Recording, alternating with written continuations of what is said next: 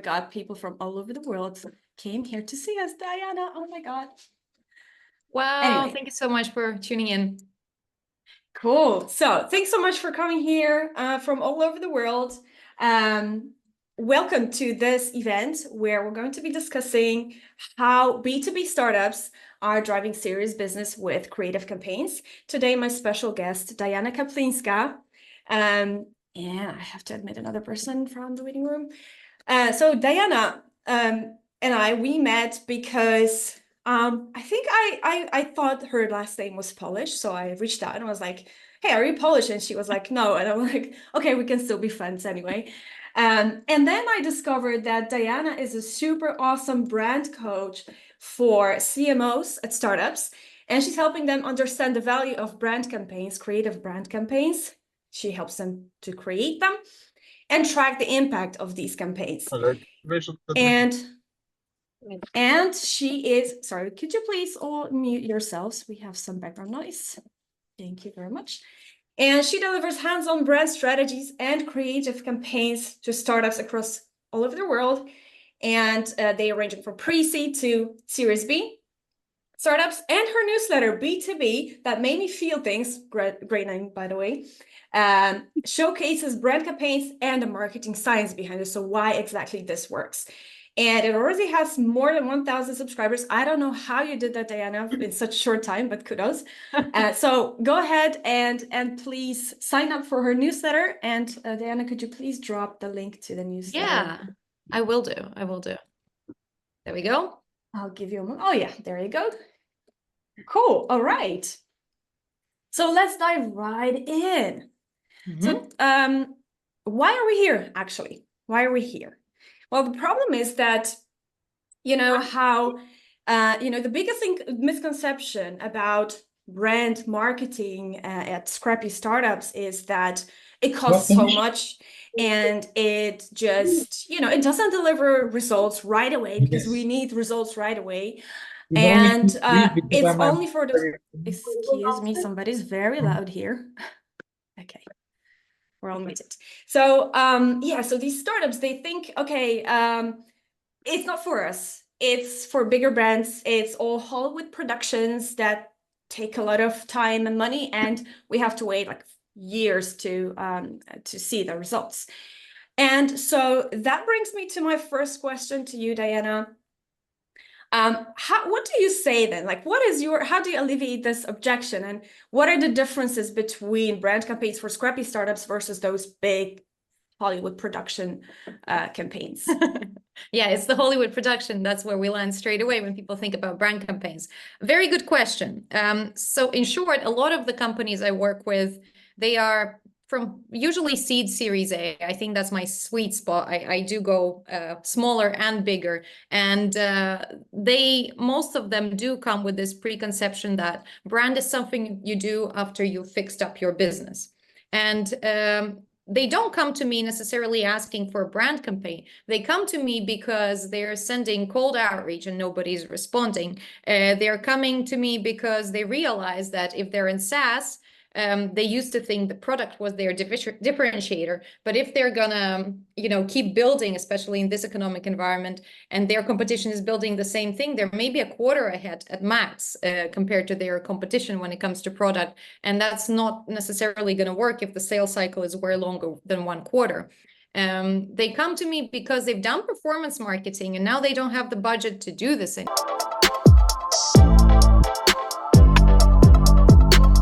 To me because there's always a webinar and there's always a demand to put out more content, but it's just not adding up to significant sort of movement and performance. So actually, I feel like every B2B marketer that you're going to speak to is going to tell you it's a grind, it's a slog. Why the hell is it so hard? I think maybe most people on this call can relate to that too. And my answer to that is because a lot of them in these specific activities are fighting an impossible battle. I'll explain. We know that out of 100% of people in the market, only about 5% of companies are actually ready and willing to buy right now. We're also in a very strange and weird economic situation, not that we haven't been for the last 5 years, but it's still pretty bad now. So rumor has it that it's not even 5, it's 3, it could be 1, which means that in every company, people will be fighting, every company within your industry, people are fighting for the same, let's say 1% of the market. And who's going to win? The ones that are the biggest companies, because they have cold calling people, they will have more money for the ads, they will have more human power to write those SEO articles that get you up the rankings. So the bigger company will always win, just few the larger share of resources. So what is there to do for a smaller company? And I do count startups and even scale-ups as smaller companies, because they're going against Google's, Oracle's, Adobe's, etc. Any of the bigger company can add a feature to their tech stack and essentially offer an adjacent, if not quite the same solution. So what's a smaller company to do? And the answer is creativity. That's the only thing that is scalable and that really sort of flips the script. So the reason why you need to think about brand, even as a small company, is because really you're going to keep banging your head on the wall, doing the other parts of the funnel and failing at it, losing to the bigger competition. So it's not about, it's optional. It's literally the only way you get out of this.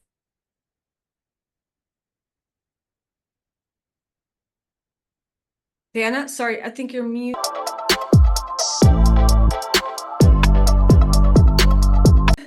Oh my God, I was so passionate.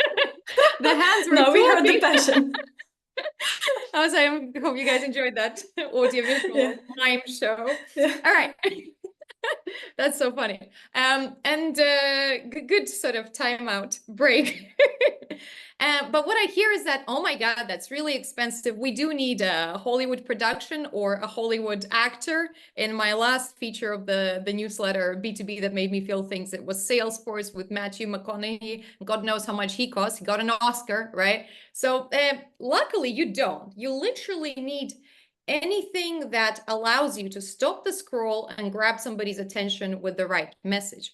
And I usually start with the right message, where instead of, some invisible commodity brand, which to be honest, a lot of SaaS brands kind of are, I try to position the client as a must-have. I have a process for that. I can share it with you a little bit later, but let me just answer this question first. And the brand work that I produce does not rely on having a film crew. Let's put it that way. That would be absolutely crazy in this environment. I actually rely on words a lot. I writing punchy copy that provokes you to take note and that captures attention. Sometimes I have expanded into using video most recently, but it's stock video. We pay nothing for it, right? It's just hours of editing and putting it together. But all of that is absolutely worthless unless there's this idea, right? A way to communicate what you actually stand for and that you are the must-have. So the project in itself, it's not measured in months or even weeks. It's done within a few days or a week with iteration. Yeah, it stretches into maybe 2 or 3. So that's in terms of what you actually put out, right? Like what's the media, what's the creative?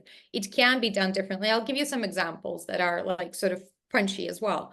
And the second argument that people usually make is we need a huge awareness budget. Well, if you're going to go on national TV, although, I'm not sure that's the right medium for a B2B brand, or if you're going to go on a billboard outside my apartment, you're going to need a lot of money, right? And startups typically don't have that money. With LinkedIn, they literally give you an opportunity to run awareness ads.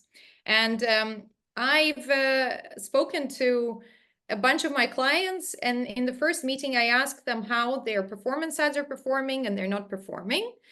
Yes, it's a tongue twister. I should like patent this or something.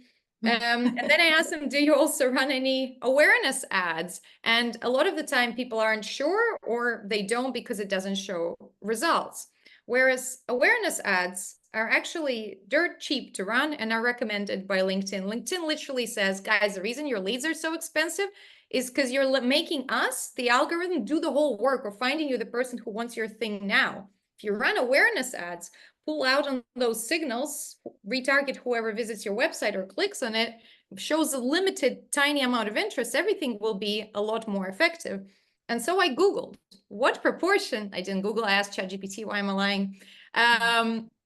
asked ChatGPT what proportion of B2B marketers or B2B companies actually invest in awareness ads. And not that I trust the data by ChatGPT, but it hovered at around 16%. Recommendation on LinkedIn is that any company should be about 50-50 into awareness and performance. So this is a bit of awkward situation where we're literally, as marketers, not doing what we're supposed to do. Science tells us, as LinkedIn tells us that, but we're stubbornly shoving our money down the throat of a giant of LinkedIn whilst telling them that it's not working well enough. And I think this could be really exciting to ask you guys if you could guess how much it costs to run an awareness ad that gets seen by 1,000 people in your ideal customer profile on LinkedIn. If there's a media person here, do not. So 1,000 people on LinkedIn will see your ad. Let's get like five, 6, 7 answers maybe. Whatever Right. number. Please use the chat to provide your answers. I see already Lee says $5. Levon says $10. $250. That's a stretch. That's what this is interesting. 120. Cool. All right. So 1,000 people in your target audience will see your ad. Just see. We're not optimizing for clicks or conversions. Let's do one more. Whoever, first thing that's in your head. Oh, sorry. We see Boaja is saying 250, but I don't know which currency. Could be rupees. Okay, Boaja, so we have sorry, and just to clarify, Boaja, what's your currency? Oh, 250. Mistake. Okay. Euro. Okay, so we have a split between 250 euro to 220 euros, right? Sometimes if I do this, people tell me like, well, probably like 500 or something euro or USD. It's completely kind of nuts what people think it is. I think single digits or early double digits is more likely to be Meta, Facebook, Instagram, right? Because you don't have a sophisticated audience, you have a blanket audience, and they, to be honest, know way more about us than we do ourselves or than LinkedIn. But on LinkedIn, it's $35. You can get exposed to 1,000 people in your target audience for $35. If it's super senior audience, because I'm a bit of a pain, so I really tortured LinkedIn to tell me, let's say it's about, I don't know, 60, 70, maybe 80. And yes, you'll be exposed once. If you have terrible creative, which a lot of B2B brand campaigns, they don't really stand out. They're not saying anything that's particularly decisive or punchy, then that might achieve nothing. But if you have a provocative brand campaign that tells them why you are the solution, then even after seeing your ad once or twice, you've already created memories and preference. And as we know, sorry for the stats, it's going to get real nerdy out here. 81% of B2B buyers end up buying one of the first brands that came to mind. So it's very important to just be front of mind for whenever they're ready to transact. So that's my sort of quick overview on awareness ads, awareness ad budget. It's nowhere near as expensive as people think, because as far as I see, like around the average cost per lead in B2B, however we define lead, is about what, 300 euros / dollars these days. That's what people tend to keep sharing with me, and I've seen that myself.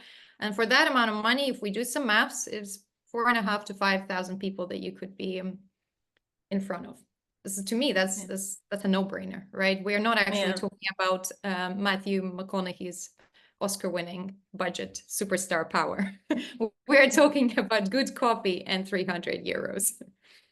Yeah, so that brings me back to a comment that I saw a couple of days ago on LinkedIn, and somebody said, like, because I preach the same story as you, of course, brand is the number one thing that you have to invest in.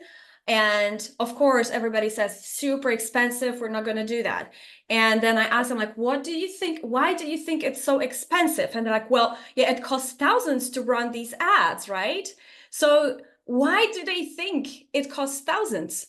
Like what makes it so expensive in their heads, in their minds?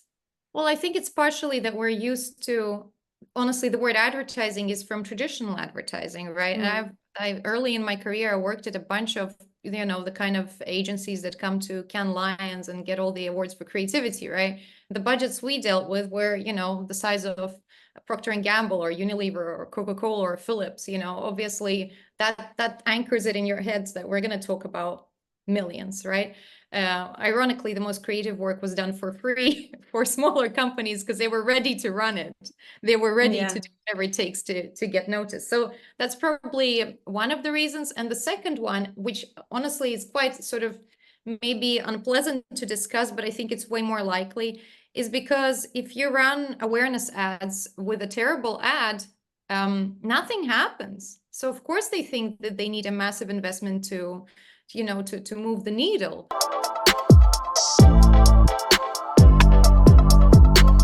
Like I could bet you those 300 damn euros that we spoke about, that if we got 10 B2B companies right now into the list, and I was to go on LinkedIn and look at their sponsored posts, although they changed how they call them now, I wouldn't see a brand ad that made me have any kind of emotion. I would see ads for webinars, which you can attend for free. La-di-da-di-da, let's talk about that. Download my white paper. Here's our expert talking about this thing. But if I'm in the 95% of the market that's not interested in you or in your solution or even in your category, I'm not going to react to an invite to your webinar. You're like fast forwarding 3 steps, right? So you need something that touches them even when they're not interested. And those ads are very rarely written because people in tech are product marketers a lot of the time, or performance marketers. They don't have that skill set in-house. Their growth agency doesn't have that skill set. Believe me, I've been the head of marketing. I tried to hire one.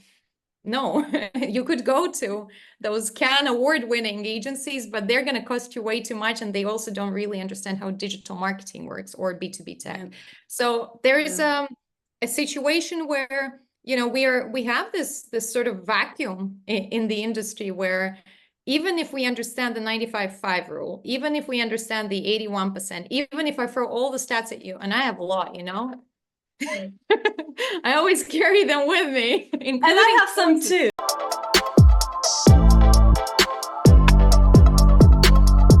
I have some too, actually, because I'm just as nerdy as you, and I'm super happy that you answered that question with, the creative is not really good, right? So I have a stat to show you here. You probably, if you're nerdy as me, then you know Les Binet.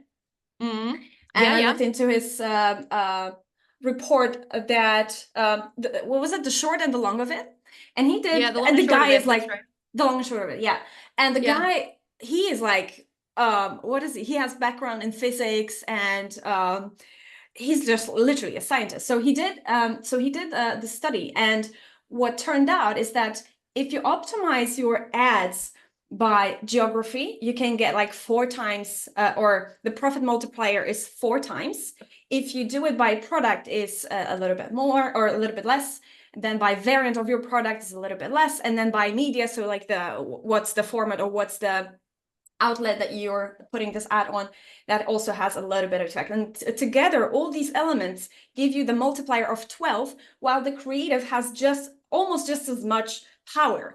And that is so strange that we just try to tweak the ads. Of course, these are like big campaigns and big products that we're talking about here, but still, startups should really take a lesson from this and really pay more attention to the creative, to what we're really saying to these people that we're trying to reach, and what we want them to remember, how we want them to feel about our brand, because these are the things that they're going to remember, right? Because they don't really remember reasonable, what you said, like in a reasonable way. They will remember how you made them feel through the words, through videos, through colors, whatever that is, right?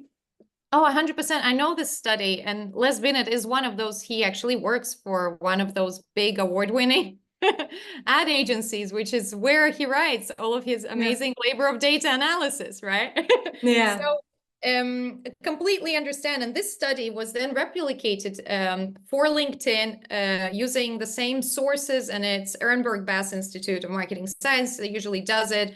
And there was this chart, I don't have it, it was one of the charts I don't have right now, but it basically claimed that it was called CMO's scorecard for B2B. And you know how all of us are used to somehow talking about which media should we go in? Who do we target, right? Like what platform, what's the frequency, etc. What's the format, awareness versus conversion, etc. Actually, impact of creative is higher than any of those other conversations people spend their lives having whilst they're working in B2B. So the result is the same for B2B as well. We can't just disprove it and say, oh, that's if you sell, like, I don't know, whiskey or toothpaste, right? No, absolutely not. So completely agree with you. And actually, it's interesting because those are the questions that are popping in our chat as well, right?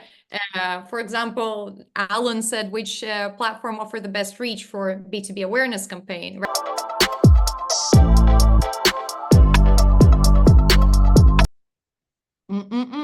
Let's go with Alan because my brain is there right now, and it's a very easy answer. If you're going to do a B2B awareness campaign, you want broad reach, but not like crazy broad, because there's still a finite number of companies that you're going to cover, or the right size, or maybe it's geography, etc.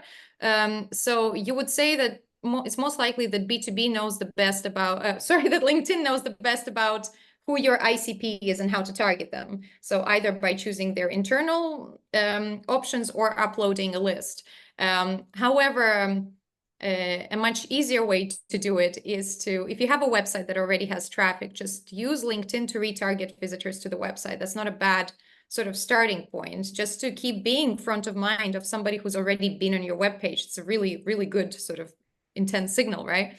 And then at the same time, a cheeky thing that I've done before in my role as head of marketing is we got leads on LinkedIn, or we got engagement on our engagement on our awareness campaign on LinkedIn, and then we retargeted the same people on other platforms because it's much cheaper to get reach on Meta, right? For example. So, but not everybody. The algorithm doesn't necessarily understand that this person is this person on Meta, but it does for some. And given it's so cheap, it was worth a risk. So that's a weird weird tip for you. Use LinkedIn because it knows the most, but then very quickly try to retarget in a smart way. We have seen budgets swallowed by Google PPC adverts. Yeah, because you're paying the algorithm to do the job that you're supposed to do. You want a lead, which is a bottom of the funnel activity. And so Google is charging you because you bypassed, awareness, interest, and desire, or whatever funnel model we use. They're kind of all the same with different words. So you're supposed to do the awareness, interest, and desire. And then you might not even have to spend on PPC adverts. I actually like to think, maybe somebody will throw an egg at me for this, but your cold outreach is performance marketing, right? You're trying to pick up the lowest hanging fruit, somebody who is already ready to buy or in the right sort of state of need. So you're already doing, and most of B2B companies are doing cold outreach. So you're already doing some level of bottom of the funnel. It's the top of the funnel that you're not doing. So Lee, I think the problem that you have is exactly what we're talking about now. And you're not alone. Everybody's doing it. Some veer more into mid-funnel with, here's a webinar, here's a 3-page report, la, la, la. But it's the awareness that's missing.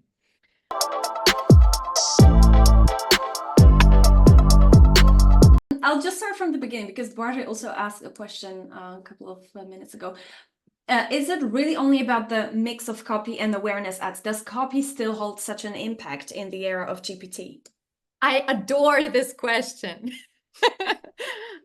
Because if you want copy just to get your job done, yeah, ChatGPT is great. But I see ChatGPT as a sort of it needs a hell of a lot of assistance to come in with something that's original. And so what ChatGPT usually outputs, and sometimes I demonstrate that to my clients, I ask it to write the campaign that I'm supposed to write. It's a bunch of buzzwords. If it has 10 words, 9 of them are buzzwords. The other one is at, and, or in, right? which is exact recipe to not stand out. And you and I both scroll past ads on LinkedIn or on any other social media unless they grab our attention and stop the scroll. So ChatGPT allows you to get your job done if you don't care about the impact of it. But if you actually want your creative to be remembered, and charts, stats, they tell us that you probably should, right? Then if you want to do it well, you actually have to do the complete opposite. You have to de-buzzword all of your communications.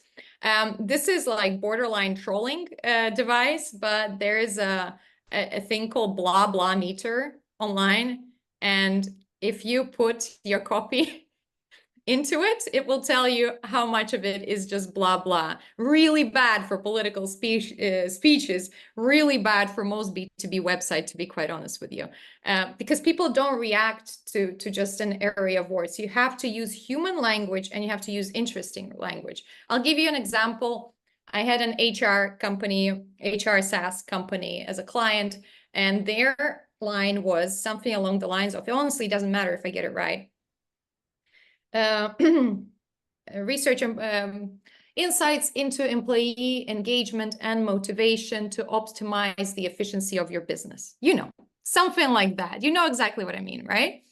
There's a headache and nobody would remember that, right? So when we looked at that, after a while, I realized, well, this is like an absolute mess. So firstly, we need to simplify it, but the line became, turn your workforce into a true force.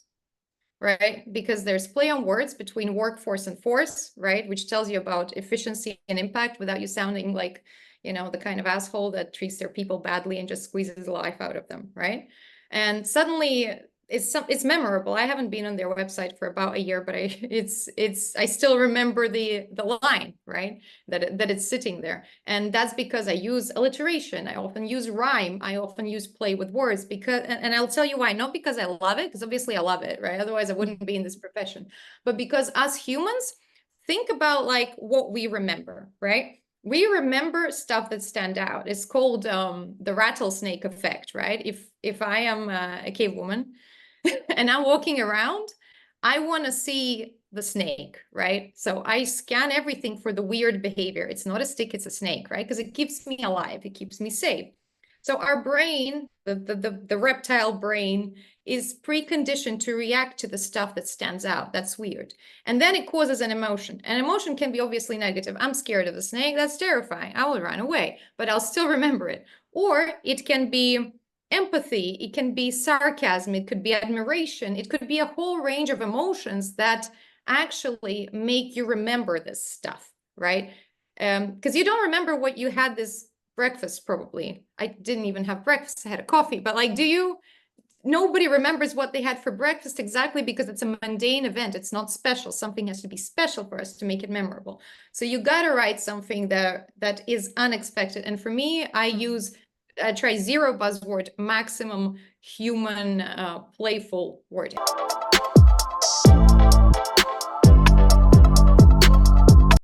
So that brings me to a question of how exactly do you pick what you want to remember, what emotions do you want to evoke? And I think you're going to show that in one of the frameworks that you promised. Yes, I promised some frameworks. Okay, just hold that thought for a second because there's one more question that I would like to ask you, or Levon wants to answer before we jump in. So how do you test if you have a winning creative you can confidently invest in? Okay.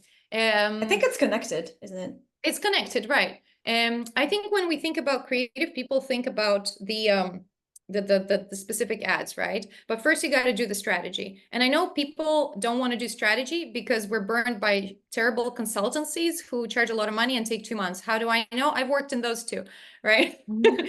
I could tell you the answer on day 2, but I had to create a process to be charged, right? So don't want to do that. And I have a process that takes a 2-hour workshop. I do some prep before, and then I do a 2-hour workshop where I figure out, here's your positioning. Suddenly, you're not just another SaaS solution in HR, design, customer experience, whatever. Suddenly, you're the only right solution. So it's the must-have workshop. And I'll tell you what's in it now, because you can do some parts of it yourself. There is no sort of secret sources in my brain. If you struggle, that's when you call me. And so if you nail the strategy, then you can look at different creative executions. So usually I don't just go, that's cool, here's your campaign. I go, that's cool, here's 3 directions that explore this statement that we agreed on in 3 different ways. And some are edgier, some are more like, well, this is a bit more about the product. So they really stretch it in different directions. And then I have a scorecard. That's right. You gotta formalize the creative part. We look at certain aspects of each campaign to decide which one works the best. We look at to what extent it's relevant to your ICP for sure, but to what extent will it make you famous? To what extent it will be able to live across every other touch point, because it's not just an ad, it has to be part of your website, any of the cold email, any of the gifts you send to your prospects or current clients, whatever it may be. And it has to be able to stretch. So we tested for a bunch of these and then we decide on one. And then you will still have many executions. So I just finished a project where we had 6 executions in video, and I'll show you ones in print, but video works better for awareness building because you get more emotions. You're like, what the hell is that? Awareness, curiosity, awareness, interest. You go through all of that in 15 seconds. And we upload a bunch of them and we see what performs, even though we put it as awareness ads. So we're optimizing for broad reach. Some of them will still generate click-throughs, right? Just organically, some of them will. And we will be able to see which ones generate the most. Some of them will generate engagement, some of them won't. So then over time, you can switch off a few and just leave the creatives that work. So we don't jump from, we need a campaign, here's a bunch of random ones. We go for a quick strategic positioning process, explore 3, choose one with a scorecard, and then go all out on a few executions. So then any iterations are fine-tuning rather than going, reinvent the wheel, it's all not working. Do you see what I mean? Yeah, makes total sense. And Levon loves it. So thank you so much for explaining that. And now we can jump into your framework.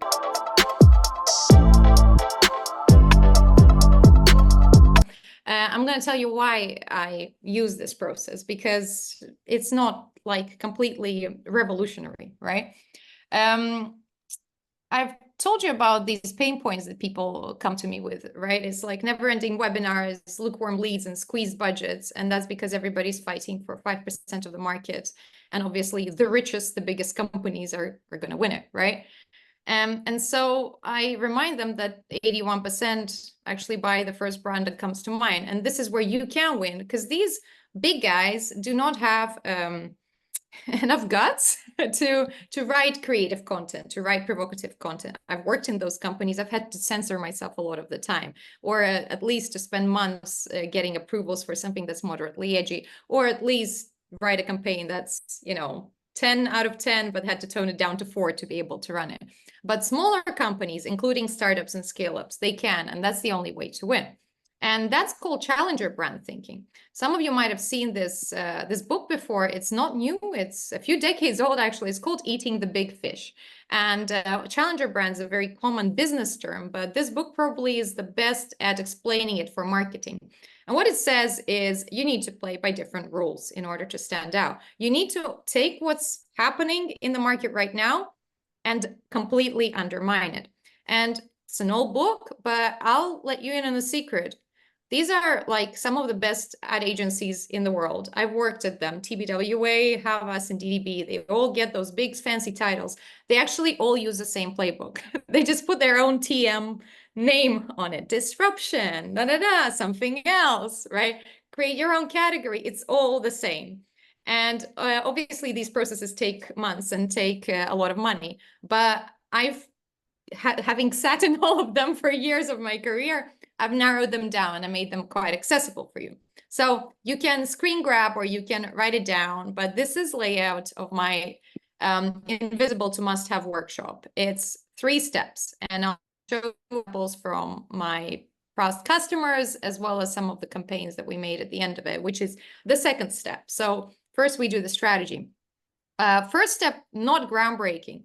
Research the industry, right? What are your competitors claiming? How the industry media covers it?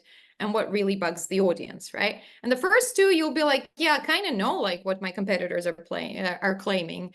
The media and how media covers it is much more interesting. But the real kicker is, what does your audience think about all of it? And I could interview like 30 people and tell you what your audience think about the state of the industry. But actually, I don't need to do that because they tell you that themselves. Even in B2B, people often talk about their work on social media. There's some anonymous social media as well. There's some Instagram accounts that are dedicated to specific job roles, being sales, marketing, advertising, HR. I've shared some of them on my LinkedIn before. But also my little hack is put the job title of your ICP into search bar in Google and click images. Oh, put the word meme after it and click images, because it will tell you what the pain points are. Because as humans, when things are really bad, we need to like let off steam, so we joke about it. So when something hurts, people make memes. I'll give you an example. Oh, something fell off here. Had a client in customer experience analytics, so software company. And yeah, it took us a long time to realize that, no, it should have taken us a long time to realize that the funny thing is that sometimes customer experience satisfaction goes up, but if you're a customer experience manager and you have no clue why it went up, you're still terrible at your job, right? Because you can't connect the dots and tell the story. I just explained that to you in like a minute. Somebody tried to explain that to me in an hour, and that's somebody working in the company. But this meme told that to me in seconds, right? And it's from last year, the Barbenheimer sort of event.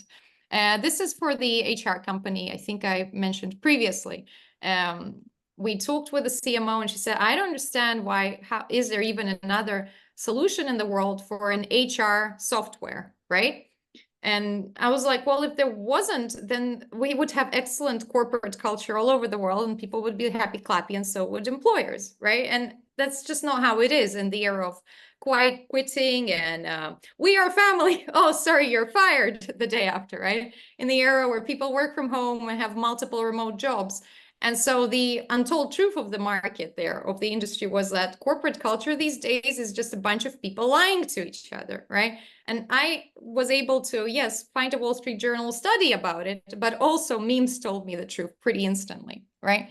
Did that recently for a team that builds AI software products.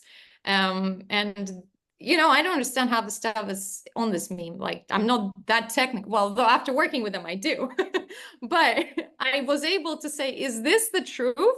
AI projects often fail right from the start. And they were like, yeah, because nobody who comes to us actually knows what they're building and why, and there's no real business case. Fantastic. That's a great starting point, right? So step one is, yes, the news, look at your critically evaluate how they talk about themselves, not their truth, but how they talk about themselves on their website, on their Glassdoor, on their LinkedIn, and then look at memes because they will tell you what freaking sucks. You want to find out what sucks, and I'll tell you why. Because step two is identifying industry norms. So this is where it gets interesting. You got to zoom out and you got to be like, what are the rules that the market actually plays by? What is taken for granted? What are the assumptions? And I know those are big words that ad agencies use to make a lot of money off strategy projects, because I've done that. But here's an example, right? You can hopefully follow this with me. So I had a client who had an amazing tech product that allows you to do RevOps with confidence, like plug in a bunch of data points. It gives you projections for your business so you can adjust in real time. So it's not a static business plan. It's something that startups can actually use. And we talked to him about his audience, which is mostly founders. And they're really good usually at building a product, right? They will tell you that they're technical, they fell in love with this problem, they built this product, but they're actually usually fairly terrible at building a business. And that's very, very different from building a product. I think a lot of people in this chat, even though I don't see your faces, I think you're gonna agree, right? And then the thing with founders is that there's still a bunch of them, even in this terrible time for funding, that are powered by passion, hope, and hustle, and just think that their thing is supposed to be in the world and it will work out. And there's very few, mostly second, third time founders that are powered by foresight and pre-test their assumptions and know where the money is going to come from and know how to adjust their plans, their strategy, or even short-term tactics in order to make sure their company stays afloat. And so whilst I could have focused on product marketing stuff, what are the features of his product? How does he calculate this? What kind of advice he gives? I realized that once we speak about the founder problems, we realize that his solution is the only one that allows the founder to see the full picture. It turns these people, or these people, or these people into those that are actually credible and can keep their startup afloat in the long term. And that's a very different way on which to position your brand, because none of his competitors are promising that. They're very much rooted in the features.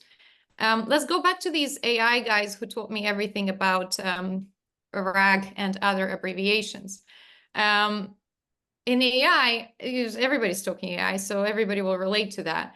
A bunch of their competitors talk about realizing your vision and unleashing the potential of AI and all of these really fluffy big things that are super promising, but there's nothing concrete about it, right? And someday something wonderful will happen and will change the world.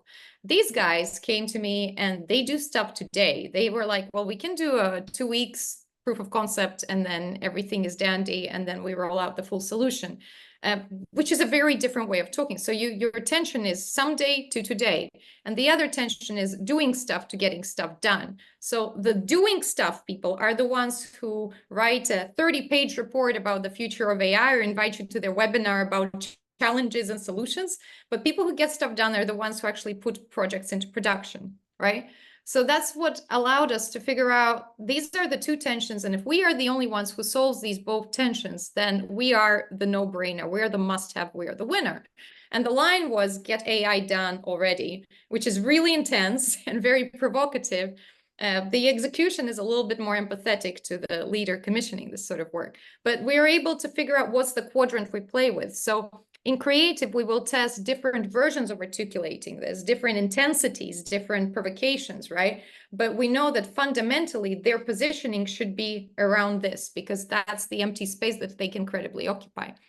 And in the interest of time, I'll just show you where it ended up being. I wrote a bunch of territories of that, and one that we ended up going with, here's sort of a framework that I use. I name them, there's an audience inside, brand opportunity, some really ugly mock-ups, right? And then some proof points, tone of voice, inspiration, why it works, what are the watch outs, touch point ideas.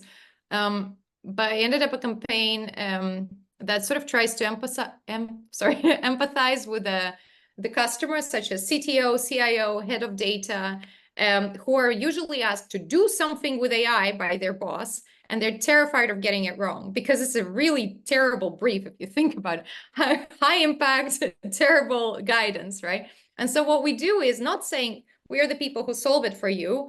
We say we understand exactly where it hurts and why. And yes, we will solve it for you without all the bullshit that you're usually dealing with, you know, as we have identified in this quadrant.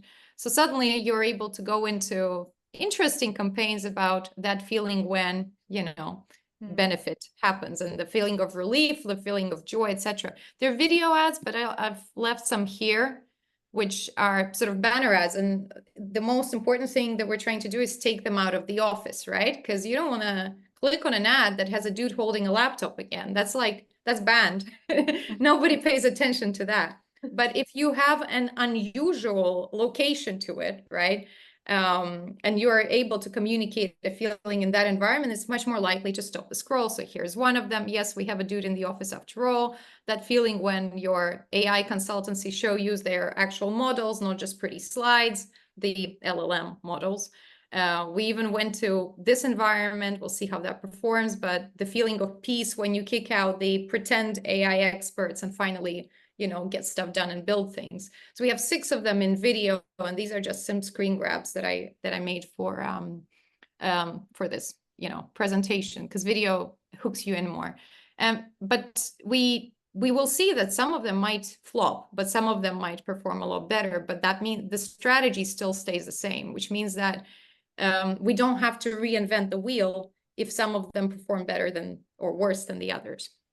You know what I mean? I have more examples for you in terms of this positioning and how it leads into creative, etc. This one is from a payments space, but more keen on the questions.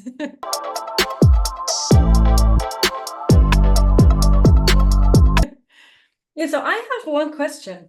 This all sounds like music to my ears, and it looks awesome. And now I'm wondering, so how obviously your job ends, or I'm not sure if it's obviously, but your job ends at, okay, we have this creative and we have the campaign, now we're going to run it. Like, so where's the end point to this? And it's very, how very, very sorry, good go on. question. Very good question. I very consciously decided to break it down into chunks because I don't think in this economy people are throwing money around, right? Yeah, I have sold a project a year ago that was very, very nicely priced by the metrics of this year. But I also really feel passionate that people should do it properly so that we avoid burnt out marketers where nothing is working. So I do the first strategic bit, this thing here, together with people with some homework beforehand. And I do that at a loss, actually, at $500 right now, because I want people to join this pipeline. And did I say 5,000? I meant 500, 500, 520. Because I want people to come on this journey with me, and I want them to be to understand where the opportunity is, because then they really like, that's the challenger brand thinking, right? And then I come in and I explore these 3 territories, and we have a scorecard, so we decide what works. That's another workshop. And then I actually build it, and then I launch it. Not only do I like send them a file with all the stuff, I actually put it into their LinkedIn. And because some of my clients aren't really sure how to run necessarily awareness campaigns, I also help them with their list. I might regret saying that because sometimes they're absolutely horrific. And upload them on LinkedIn with the right setting and send them a Loom video of what the hell I clicked so that it's well targeted without problems. And that's sort of the minimum viable output.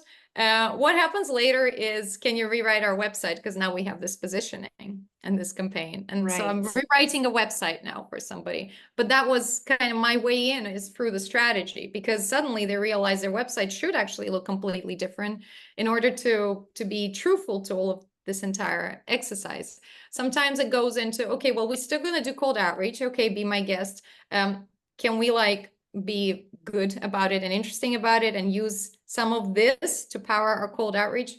For sure. Bigger companies really struggle with, well, we have demand generation efforts, we have content efforts, and then we have the performance side efforts. How the hell do we tie it together?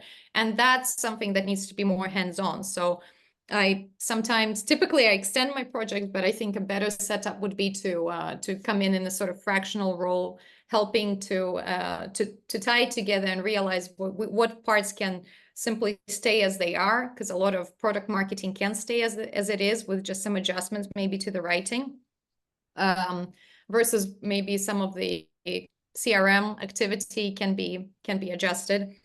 But the biggest bulk, which I think is needed, and I've had coaching clients for that specifically, so it's sort of kind of behind the curtains, is how the hell do you explain brand to the CEO and to the CFO, right? And they come with me with, I'm a brand director, I don't know. So I don't put it out there as an offering, because then they'll know that they don't know. Right? But that's exactly why I've been using the word coach in my profile, because if you're a coach, you can ask me anything, right? Ask me the most stupid questions. That's the whole point. And how do I know? I've been in this position. I was the head of marketing, and I've had to draw all kinds of funnels for the CFO fighting for the budget. It was extremely painful. So now I've had my science, I've had my case studies, I've had my examples of what to track. I've had examples of the studies that you can do in order to show uplift that's driven specifically by brand activity, how to measure branded search, and all of this that I can sort of come in and be like, here's how you make that argument, right? Right now it's coming in as a sort of coaching offering, but I think it should actually latch onto this project. But I'm very keen on doing it in this order, because often people come and say, how do I prove impact of the brand? And the amount of time we spend discussing that, we could have written a campaign. So I'm very passionate about doing the strategy and doing the campaign first, because otherwise you're just talking hypotheticals. And once you have a campaign, you will feel that it should work and you will have buy-in internally. It's very hard to get buy-in from, well, this company did that and this Les Binet says this, right? Yeah. Yeah, that's so relatable. I mean, I also get a lot, like I'm noticing now that you said that, I get a lot of like CMOs, head of growth, VP of marketing at startups and scale-ups, and they're like, I want this, I want you, what you're doing. I would love to hire you, but I don't know how to explain that to the higher ups. So what usually happens that like I have to literally do enablement for them. Like I need to enable them to sell this internally. And I think this is like a big thing, you know, and we should do something about it. Like we don't want to offer this, or we don't want to be open about this, but it is a burning problem. So I think there should be something to it.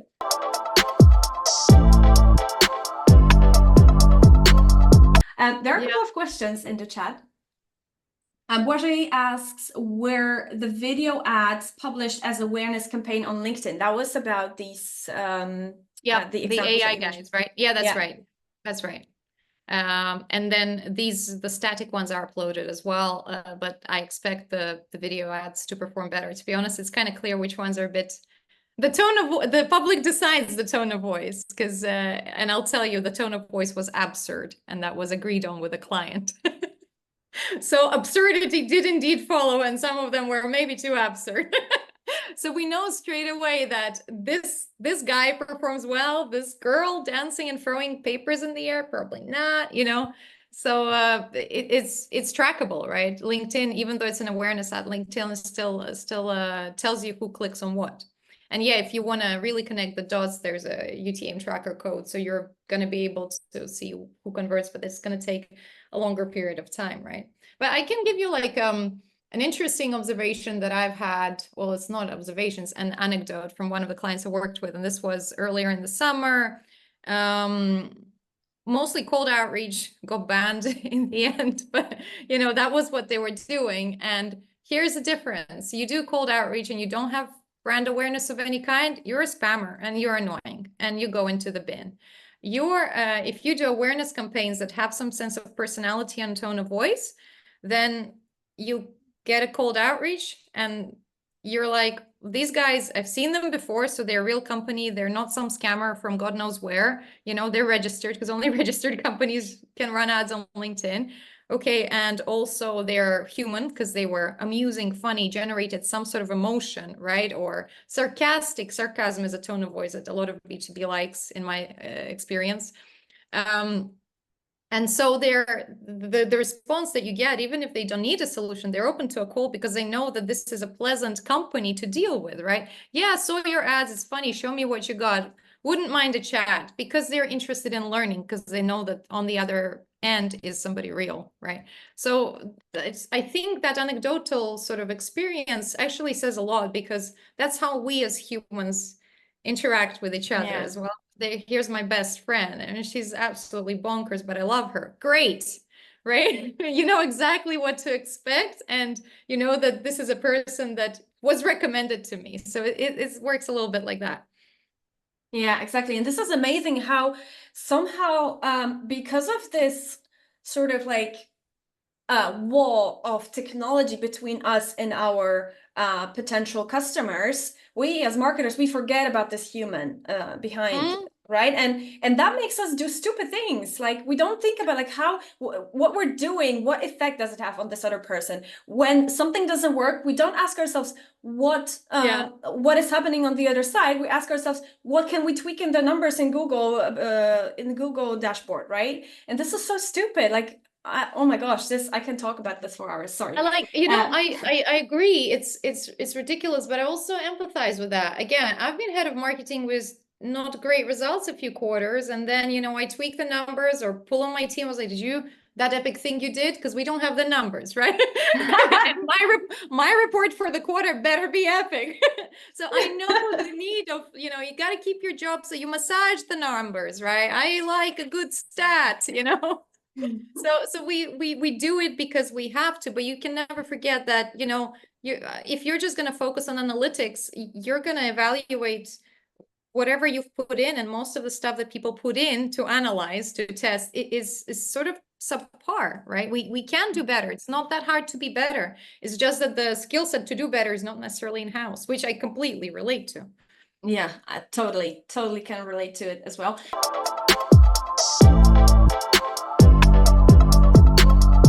The most interesting one for you is, are your workshops $500 each for 4 stages? 4 stages, that's a lot of stages. This is one workshop, right?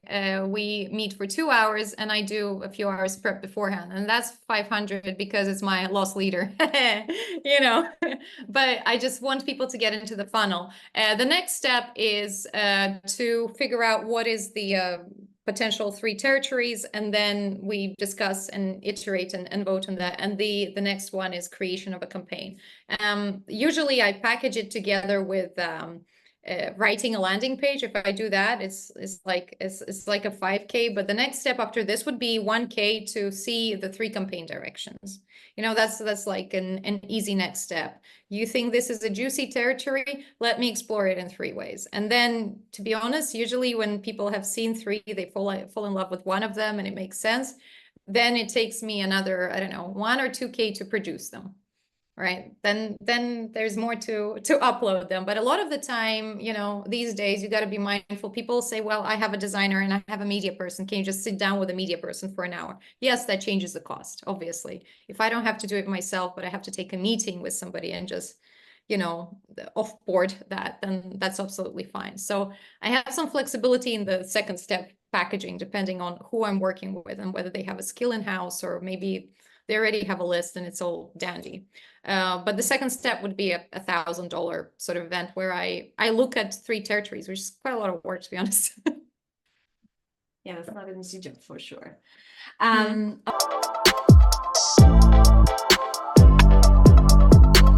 Question from Ellen is, how do you validate the benefits / market entry points for challenger brands? Internal workshops inevitably tap into internal bias, prejudice about their product or service.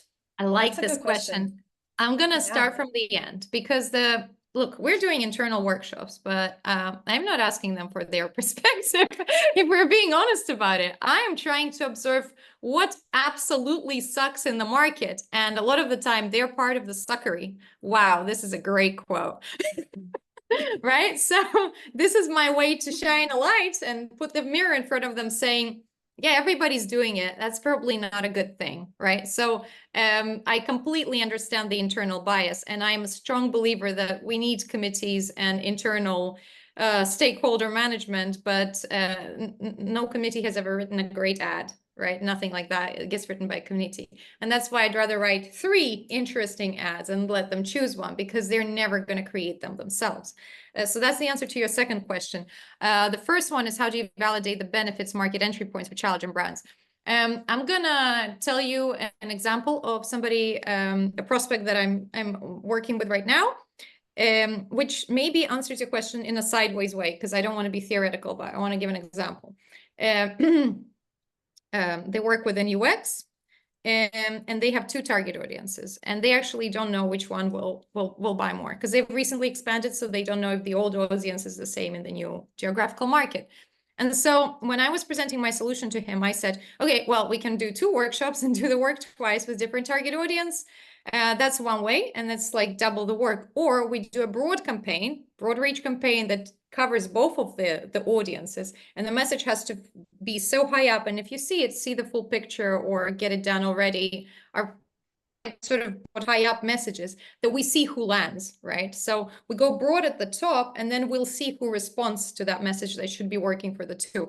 And honestly, in terms of efficiency, sometimes it's less doing and more testing, right? So sorry, less thinking and more testing. Because yes, it makes no sense to do the process twice. It makes a lot of sense to run this campaign broadly for 2, 3, 4 weeks, and then decide who your target audience actually is. You'll learn a lot more from those calls and communications as well. You'll get live feedback. Yeah, that's a very good point indeed. Especially if you're just at the beginning, you're a startup and you have like a lot of things to figure out. You have to start somewhere. You have to start like on educated guesses and then just, you know, put it out into the world and see what happens. And don't forget the budgets, right? Like the 300 euros that could buy you 1 lead of variable quality can get you in front of 4,000 or 5,000 people, right? You can't afford that. Yeah, exactly. Yeah, that's not big amounts. And to answer your second question, or the second part of the question, internal workshops inevitably tap into internal bias. I actually have a solution to that, and I do something. I do something that I call empathy probing exercise, and that is a role playing exercise with the founder, with the any customer facing team, so sales, customer support, and the marketers as well. And then I force them to, like, I first let them fill in a form where they, they give a name of that ideal client that they just dream of, working with, and they have to become that client. So they are like, I don't know, Tom or Diana, right? They're Diana, and I have to remind them constantly, like, because what you said is very true, that they are just always kind of like drifting away. They're always like bouncing back to the product, to them, to being like egocentric. Like, no. Yeah. Forget, you're not you. You are Diana today. You are not allowed to talk about your product. You don't know about your product at all. So you constantly have to remind them of this. And I gotta tell you, after like 15 minutes of this, they have so many light bulb moments. I'm like, oh my gosh, this really works. So, but the key here is to ask the right questions, right? So it really being intentional about, like, how do you ask the questions so that you don't bias them and you don't try to get them back to their product and biases. So yeah, that's that would really be good. I love it. I love that you actually make them role play, because I've done the opposite before, where I was like, the pain points we're doing, writing the framework, and I ended up having like a red pen lifting. We're like, nah, that's your opinion, that's not their opinion, and I'm like, wow, I'm such an asshole right now. But this is way better. Yeah, it works. So you can steal it, definitely. All right, it's already 5:05 right here in the Netherlands, so I'll let you go. But thank you so much, Diana, for sharing all of this with us. Everybody, you can follow me on LinkedIn, subscribe to the newsletter. It's monthly. The recent one was about a week or two ago. So I'm preparing a new one, and DM me. I reply. About the process, about some of the questions. I'm really grateful for the ones that were being asked. I've made notes for myself, and I can write a post about it or something useful, Really good stuff. Thanks for asking all the good questions. Thank you for answering all the good questions. And yeah, let's do this again sometime. Awesome to meet you all. I wish I could see your faces. Well, I'm glad for the one face that I could see the whole time. Thank you, Lee. Yes, Lee. Hi. Thanks for being here. Awesome. Hey, hi. Bye. Hi. Anybody else want to come out? No, they're leaving instead. Oh, there you go. Ellen's here. Nice. Awesome. Hi, Ellen. Super nice to meet you. Please, let's connect on LinkedIn. I would love to catch up one day. Just DM me. Awesome. Have a good evening. Bye. Take care. Bye. Bye.